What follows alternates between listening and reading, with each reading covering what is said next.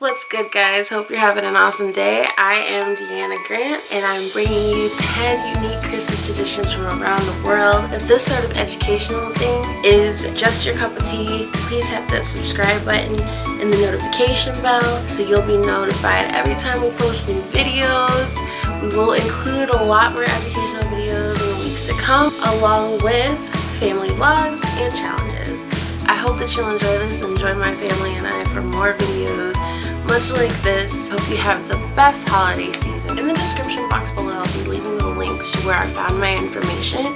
So if you want to just fact check me, it's right there. But without further ado, we are at number 10, and in no particular order, this is Kentucky Fried Christmas. In Japan, you actually have to have a reservation to get a bucket of chicken and 2 sides for Christmas dinner. This started in about the 1970s with KFC Japan's founder, Takeshi Okuhara. I do apologize if I'm mispronouncing this. Actually, disclaimer for the rest of the video, if I am mispronouncing anything, politely correct me in the comments down below. I'm always eager to learn. I'm sorry if I've messed anything up and this is your native tongue. You can actually find a statue of Colonel Sanders dressed up in Santa's clothes and holding this famous bucket of chicken. In Austria and Germany, we have Krampus. Now, this has actually been gaining some traction in mainstream media anyway here in the US. There was a horror movie not that long ago called Krampus. I didn't see it.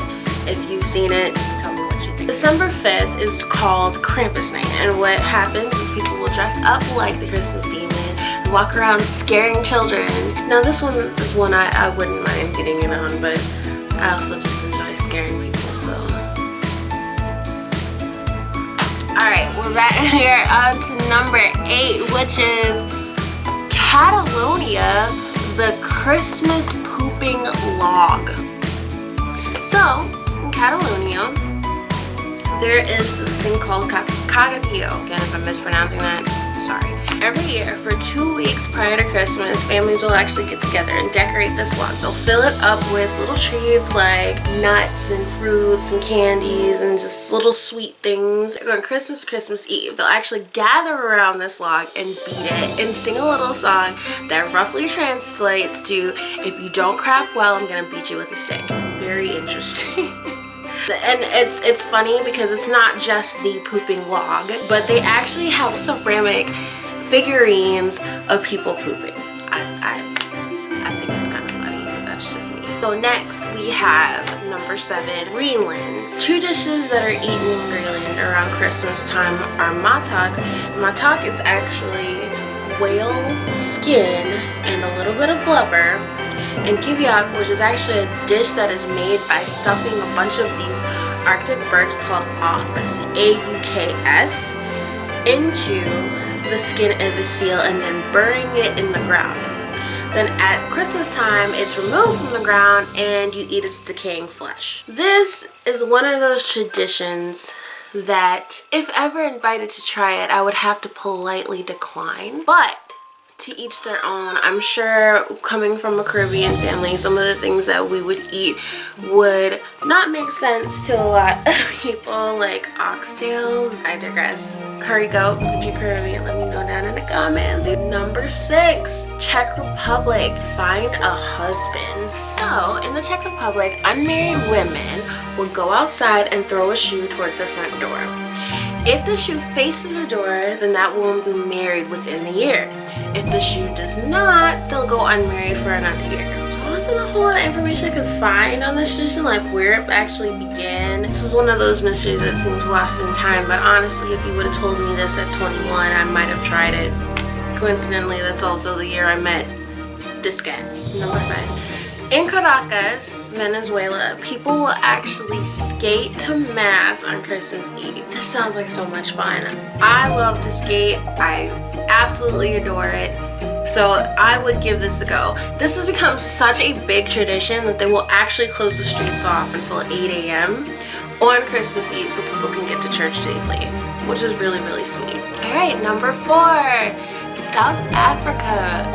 Love those Christmas caterpillars. So around Christmas time, children look forward to eating these fried caterpillars made from pine tree emperor moths, or Christmas caterpillars, which they're called that because of their color. Apparently this is supposed to give you extra luck throughout the year.